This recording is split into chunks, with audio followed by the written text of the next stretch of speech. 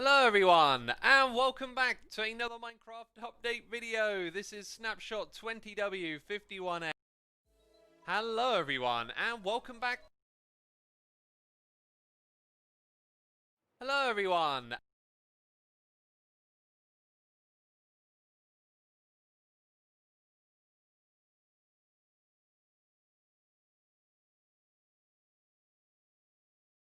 And welcome back to another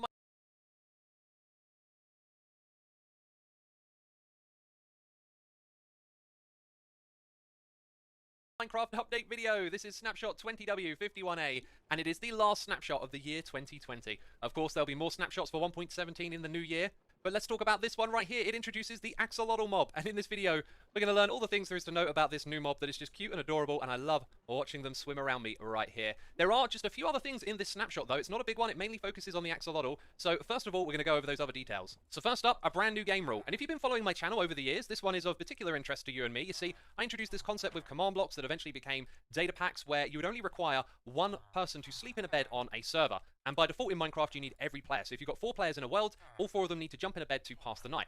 Well, this new game rule is called players sleeping percentage. So if we were to set this to 50, for example, only 2 of the 4 players would need to hop into a bed to pass the night. And this is flexible. You can set any number you like there, including 0. If you set it to 0%, it means you'll only ever need 1 player in a bed to pass the night. And if you set it over 100%, it means that you will never be able to skip the night. So not even like 1 player playing on their own can pass the night with this game rule. The next change is to shulker boxes and bundles, which are now going to drop their items when they get destroyed, rather than the whole block or the whole item being destroyed as one thing. Inside of here, you can see that we got some flammable items and some not so flammable items. They are in the bundle as well. So when we go and throw this into the lava, you can see that some of the items are actually going to survive right there.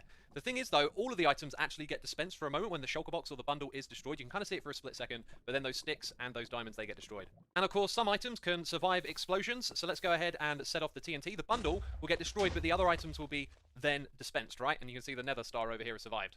And before we get back to the axolotl, there's just some changes with the skulk sensor to go over. Not too many here. First of all, you're now able to silence it, so it makes noises when it gets activated, and you can silence it by waterlogging it, which I think is fantastic. I think this is going to be a popular thing inside of contraptions where you want it to be silent. One thing I will point out, though, is that you can't put a comparator directly next to it if you do this, but then again, of course, you can just put it like that. And speaking on the comparator output, the strength of that signal is based on which activity is detected by the skulk sensor. These are called frequencies, and they're going to be changed snapshot to snapshot, and there's a couple of changes with this one. So eating has been removed entirely, at least the beginning of eating. So when I start eating something, it doesn't activate the skulk sensor. When I finish eating something, that is when it will now get activated. The other 2 changes are containers. The act of opening a container will now give a signal strength of 15 rather than 11. And the act of closing a container will now give you a signal strength of 14 instead of 10. And lastly, the wall block was one way to occlude the skulk sensor from detecting your activity. Well, you're now going to be able to walk on wall blocks without it detecting you walking. And you'll also be able to throw this item on the ground. So the stone activates the skulk sensor, but throwing wall on the ground will not do so. And that's it for these changes. Just before we get back to the axolotl, I want to say, if you're not subscribed to the channel, make sure to do so. In the new year, I'll be keeping an eye out for snapshots, and as always, covering them here when they are released. So where in the world does the axolotl mob spawn? Well, currently it doesn't actually generate anywhere. It's going to be introduced in a future snapshot. My suspicion is probably when they introduce some new biomes or something like that. But anyway, for now what we have is the spawn egg and the bucket of axolotl. Both of these will be able to bring the axolotls into your world, and there are 5 different types of them, and one of them is a rare variant. So here are the 5 variants, and variant is actually their MBT tag. So over on here we have the pink one, which is 0, and then a brown one, which is 1, yellow is 2, the white sort of icy one here is 3, and then this one is number 4, and that's the rare one, the purplish one. And I gotta say, all of these look absolutely gorgeous, don't they? Now, the bucket of axolotl only represents the pink one, and when you use this in creative mode, you get a different one each and every time. However, if we do this properly in survival mode, it will actually remember which one is which. So let's go ahead and pick them all up one by one, and then we're going to unload them one by one. And is it me? Or are they not in the right order? Huh. Well, I'm guessing when I tested this in survival mode earlier, I just got lucky with the few attempts that I have. As you saw there, it didn't actually remember them. Okay, let's grab a pink one, put it back down again. Yeah, as of right now, it's not actually remembering which color's in the bucket.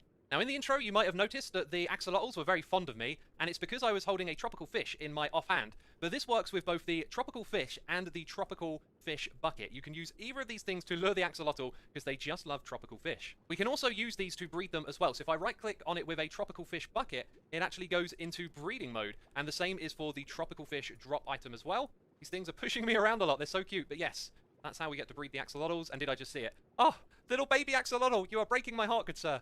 Oh, they're so cute. These mobs are so cute and adorable. I also think it'd be a good that they actually fight back. And I'm pretty sure we know the fate of the cod, the salmon, the pufferfish, even the tropical fish as well. They go after all of these ones. Then the other friendly mob we have is the dolphin. Let's get a couple of those in there. They're not actually going after the dolphin, are they? Okay, so they're cool with the dolphins. So what about hostile mobs? Let's get a drowned in here. The drowned appears to be targeting the axolotl. And the axolotls are actually not fighting back. And look at that. We got some particle effects going on. It's playing dead. This is one of the things that it can do. So it's pretending to be dead right now. So I was able to grab the MBT data of one of these axolotls playing dead. And you can see over here, in its brain, it has a memory called play dead ticks. So it must tick up to a certain amount. And then it will probably go back to normal, right? And I've also learned that when they do play dead, this will prevent other mobs from attacking them. Now, I've also experimented with the Guardian mob, and they don't attack back when getting zapped. And the same thing goes for the Elder Guardian as well. So currently, these axolotls are not attacking back. Now, it seems that there is actually a way to get the axolotls to fight back, and that is to tempt them with some tropical fish. And it seems like all I actually need to do is simply hold it in my hand, and then their behavior changes. So now I'm going to no longer hold it, and let's see if they change their behavior. Yeah, look at this. They're now swimming away from the drowned. We'll hold the tropical fish. And then the ones that are nearby, they're going to go after it. Yep, they start attacking the drowns. And look at this. It's the same fate for the Guardian mob. So if I just simply hold this in my hand, the nearby axolotls start to attack it. Here is one notable difference with the Elder Guardian. They are not interested. They're not fighting back. They're coming after me as if there wasn't a mob here, right? This is like when we were holding it at the beginning of the video. Now, there are also two ways in which the player can get a perk from the axolotl. If we encourage them to attack the drowned and they successfully kill it, we're supposed to get some sort of regeneration effect. Okay, there's the kill. When do I get the effect? I don't seem to be getting it right now. The other way that's listed is for me retaliating against a drowned that's been attacked. It just attacked that yellow one. So we're going to finish it off, and then we might see this effect. Nope. Didn't get anything that time either. So it's supposed to also remove mining fatigue as well as giving you some regeneration. This hasn't been removed and I've deliberately taken damage so that they can regenerate me, but nothing's happened. So my several attempts to get this effect to work didn't, but here's how it's worded on the website. Who knows? Maybe there's a bug and it's not actually working right now. Another thing to mention about the axolotl, it is actually amphibious. You can see here when it's on the surface though, it moves very slowly. And it does actually move towards me when I'm holding tropical fish. Now, after a certain amount of time, they're going to start to take damage and unfortunately die. And that time is supposed to be 5 minutes. So I'm going to set a timer for 5 minutes and see what happens to these. And I think the snow layers were getting in the way of them breeding somehow. It is actually possible to breed them out of water. Look at them. They're so cute, but here we are exactly 5 minutes later. And I should have done this, right? Ah, and they are saved. But to make it clear, they're not like dolphins. They can survive entirely in water. When they come out of the water, they can't swim. They're slow on the land, but they can survive for 5 minutes without water. And this is because they will effectively dry up. And rain is another thing that will stop them from doing that. So if it's raining, they can last out here for longer than 5 minutes. So that was the axolotl, a beautiful little mob. I cannot wait for 1.17 to get here. I'm definitely going to get myself some pet axolotls, right? And when it comes to bug fixes in this snapshot, it's hardly even worth mentioning. There was a bunch of desync bugs related to putting candles on top of cakes and that causing issues. And that was about the only thing worth mentioning. So it's the end of the video. If you've enjoyed it, please do leave a like. And also, I'm going to be streaming over on Twitch playing a game called For the Warp, which I've been really enjoying recently. And I think you might enjoy it. So if you've got nothing else to do, swing on by over to Twitch, hit the follow button, and come hang out with me as we play something a little different from Minecraft, right? Anyway, thanks for watching, and I'll see you later. Bye-bye.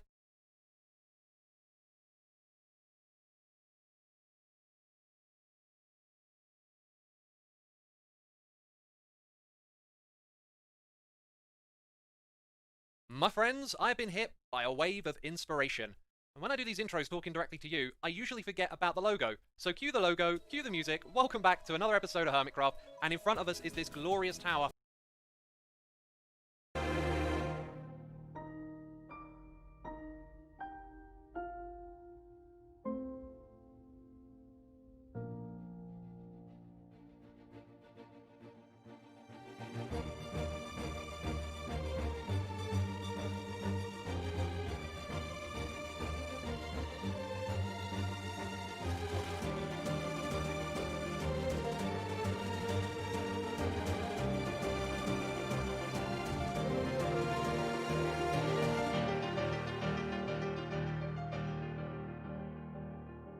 It feels so right to bring another tower into this area. It's just been too long, basically. And I'm glad in the time-lapse that we got to see this thing at night, because that's when it really shines. It's got a lovely glow to it, and that is because behind the honey blocks, we have some glowstone. There are also these little end rods hanging off the edge of some of these blocks. As you can see, some of them are missing, though. I still need to go around and just fix a few things here and there. For example, I see a hole up in this space, and also we've got a whole bunch of them on the side. Those are not going to be windows. We're actually going to put some mushroom blocks in those spots. And we've also got a ton of transforming work to do around the base of this tower. Before we start with any of that stuff, we're going to hop over into a creative world. So here is the original design, and earlier I commented on getting stuck with this big big fat box? Well, that is actually the slice in the middle. I wanted to do a wonky tower, which we have. It leans over to one side, but then the finishing touch was coming up with this shape to wrap around it. And as you can see, we actually started off with white concrete, and it just wasn't good enough. And I eventually settled on using a mix of sandstone blocks. But it was almost so that I went in an entirely different direction, potentially originally looking at changing this to sandstone, and something about that just wasn't quite right.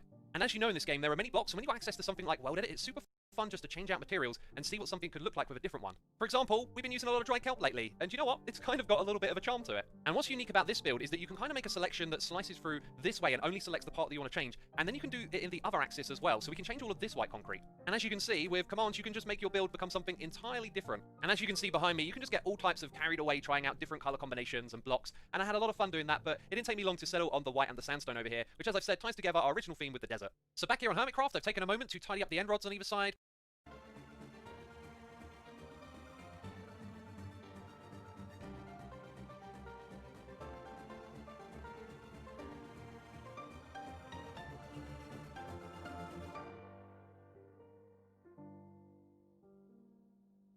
So somewhere around here, I picture our glorious quartz paths meeting up and heading over to the new tower that we have built. That will probably start at the foot of this tower, and then it will have to make its way around the bamboo forest over to the front of this thing, which then got me thinking that we could link the paths up across the desert. And over here, we've got a bit of a problem. Obviously, there's the problem with the mobs inside, but we've got this big flat wall right here, and so I thought a bridge coming out of it would be a really cool way to connect it to this desert area. So this mighty tower might be complete on the outside, but we need to do the interiors. We want this area to be welcoming, have a cool design on the inside, right?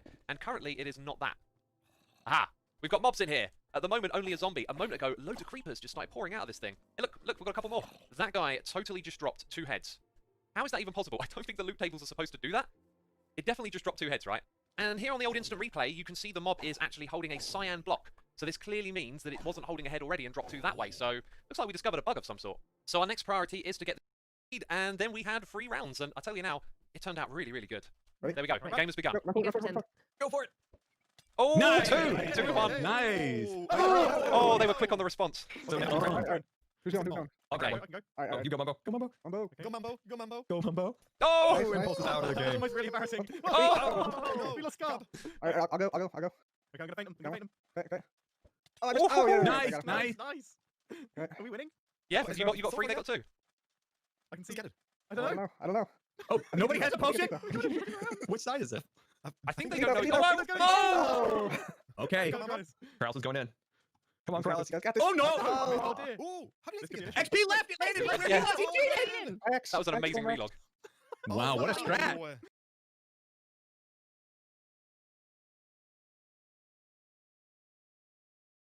He just Definitely does. The way he's moving. Yeah. The way he's moving. He's like, Oh, right. Alright, That's actually right. That is right, isn't it? Yeah. Alright. Oh! Dang, everyone's getting better at dodging. Yeah. Oh! Okay, That was go. way too soon. About that one. Just gotta take my head They and put him in have very here. There we go. First another wall. Would they hit?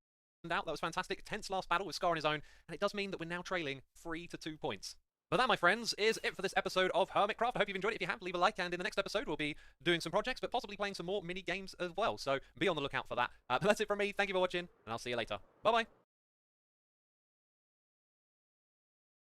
Minecraft has been around for more than a decade now, and ever since its creation, glitches have been lurking around in the game waiting to be found. Some exploitable, others not so much. So today we'll be looking at the history of these glitches, what they used to look like, and how they evolved into what we see today. This is the history of Minecraft's glitches. Alright, let's start all the way back in 2009 when the game is officially released and goes into the Classic phase. During Minecraft Classic, there was a unique feature added by Notch that allowed you to press R to save your position, and when you press enter, you could teleport back to that position. Since this was extremely buggy, it didn't take long for people to exploit it. One way to do so was by jumping into the air and setting a save point, then jumping again and pressing enter, which causes you to go higher up than before. Repeating this process will let you ascend into the sky until the game stops you from going any further. But instead of forcing you back to the ground, you're stuck up there and have to crash your own game to get down. There was also another exploit in that version that was the first ever X-ray glitch. It could be done by simply digging yourself into a hole and placing a sand block on your head, which will allow you to see any nearby caves or lava. You know, I wouldn't consider either of these glitches exploits though, since there wasn't really much harm in doing them since survival wasn't a thing yet. In fact, I would go as far to say as they were both useless. After Classic ended towards the end of 2009, the InDev and InfDev stage arrived. This is where we would finally see people making grinding pointless in the game, with the first ever duplication glitches. Some players figured out how to make a bugged block, which in other words is an infinite block. What you would do was set up a small wooden house structure like this with a 2-block high wall and a 2-block hole. You would then dispose of the item you want to glitch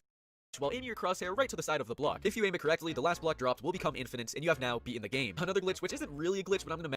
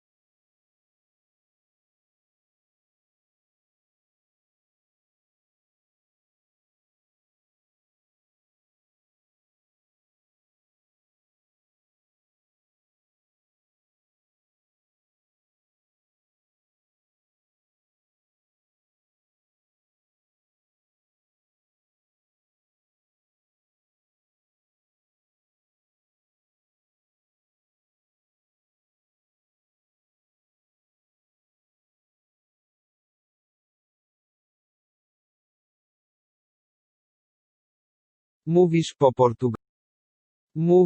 po portugalsku?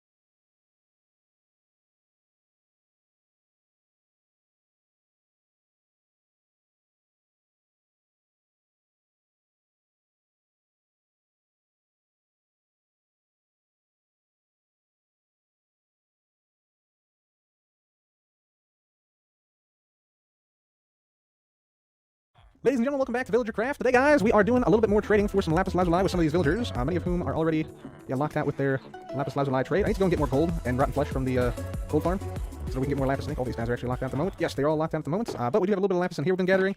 I'll craft up a little bit more right now. There we go. So this may be enough to finish up the roof here.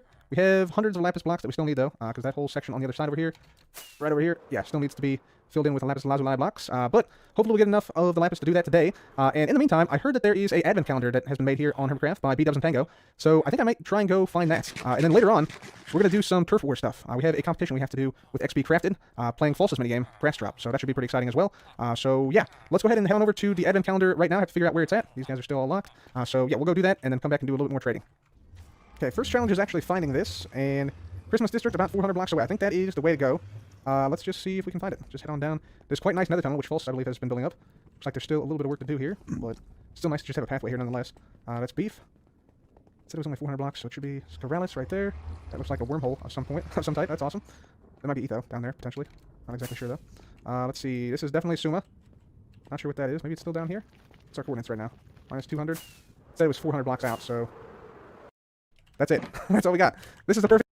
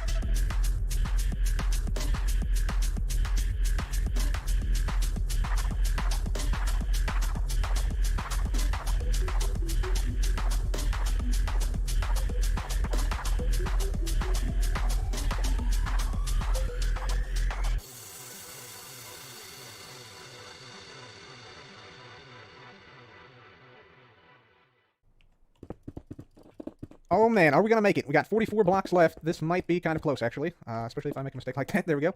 30 blocks. Oh man, we might be like a handful of blocks short here. 16. Yeah, we're going to be less than half a block short. Dang it. Okay, we need 2 more things. Yeah, no more lapis in there.